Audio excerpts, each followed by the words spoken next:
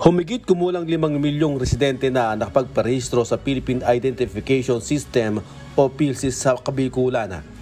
Sa tala ng Philippine Statistics Authority o PSA noong August 30 sa 4.95 milyong residente na nakapagparehistro. Nasa 3,086,200 pa lang na physical ID cards ang naipadala ng ahensya sa pamamagitan ng Philippine Postal Corporation o PhilPost. Ayon kay PSA 5 PhilSys Focal Person Rudyard Ernest Sabaw, bukod sa 3 milyong physical ID, may 1.9 milyong national ID na imprenta sa papel na pareho rin ng functions at validity. Ito ay mga individual na may national ID na sa kanilang record pero hindi pa nakatatanggap ng physical ID cards. Patuloy naman nakikipag-ugnayan ng PSA Bicol sa PhilPost para mapabilis ang delivery ng mga national ID sa iba pang mga residente sa probinsya.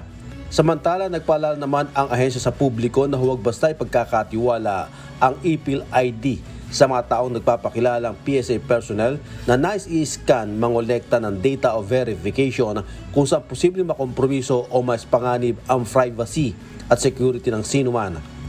Kung may makaka-encounter na kaparehong insidente, pwedeng mag-file ng reklamo sa RSSO5 at psa.gov.ph o sumadya sa pinakamalapit na PSA office.